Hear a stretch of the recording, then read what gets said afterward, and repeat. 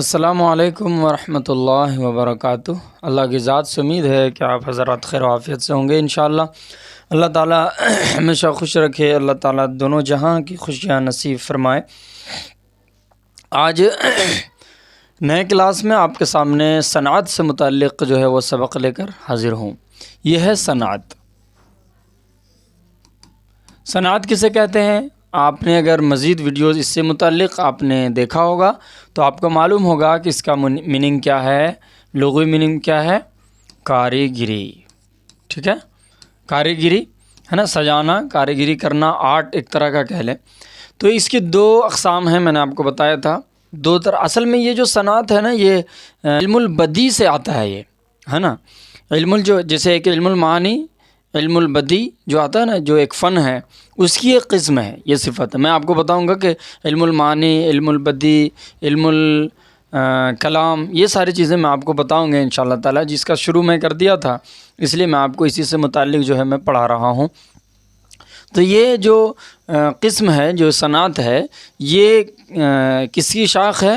یہ جو ہے نا کیا کہتے ہیں، علم البدی کی یہ قسم ہے۔ علم البدی کی یہ خصوصیت ہے، یہ علم البدی سے آیا ہے، یعنی علم البدی میں یہ صنعتیں یوز ہوتے ہیں۔ یہ جو صنعت ہے، یہ صنعت کی دو قسمیں میں نے آپ کو بتائے تھے، دو اقسام، صنعت لفظی اور دوسرا جو ہے میں نے آپ کو بتایا تھا معنوی۔ ٹھیک ہے، لفظی میں لفظی خوبیوں پر غور کیا جاتا ہے، صنعت کو ایسے لفظ لائے جائیں کلام میں کہ جس میں لفظی خوبیوں کو مد نظر رکھتے ہوئے کام کیا جائے اور اس میں لفظی خوبیاں پیدا ہو جائیں تو ہم اسے کہیں گے صنعت لفظی۔ ٹھیک ہے، اور جیسے صنعت متضاد، صنعت مکرر، تکرار، یہ ساری چیزیں۔ اور معنوی میں نے آپ کو بتایا ہے اس کے بعد پھر میں آگے آج پڑھانے والا ہوں آپ کو تجاہل عارفانہ۔ کیا پڑھیں گے؟ تجاہل عارفانہ۔ یہ دیکھیں، عارفانہ۔ ٹھیک ہے، یہ ہے تجاہل عارفانہ۔ تجاہل کہتے ہیں کہ جان بوجھ کے انجان بننا۔ ٹھیک ہے، جان بوجھ کر انجان بننا۔ ٹھیک ہے، اور عارفانہ کہتے ہیں واقفیت، یعنی واقف۔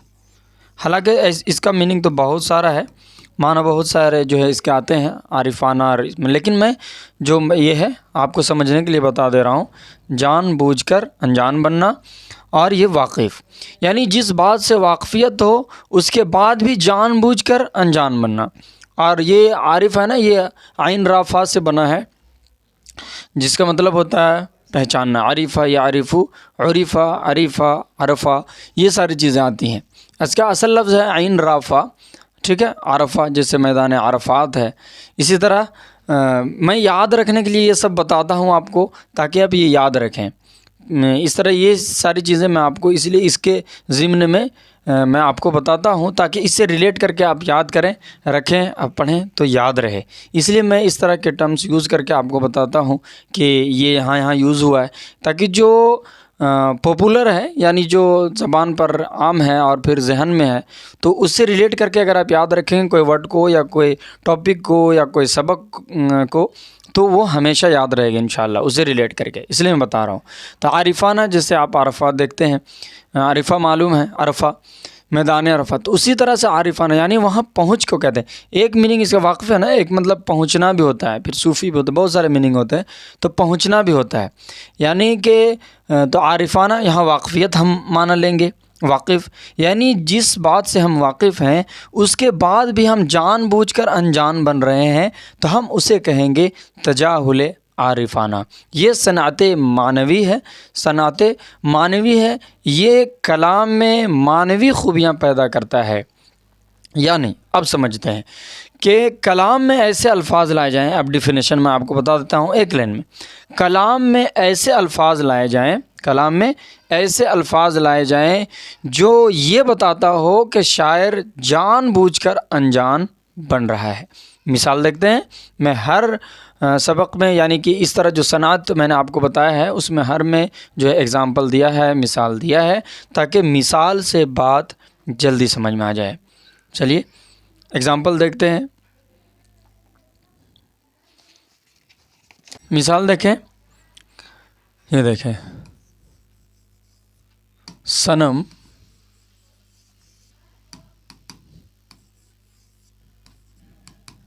صنم سنتے ہیں تیری بھی کمر ہے.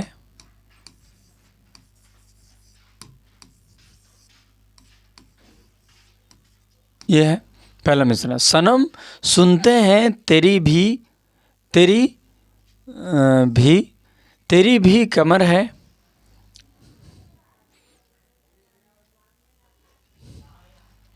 دوسرا مثال دیکھیں، کہاں ہے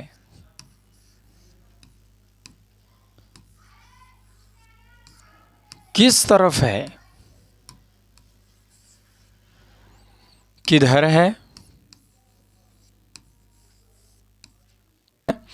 صنم سنتے ہیں تیری بھی کمر ہے، کہاں ہے کس طرف کو ہے.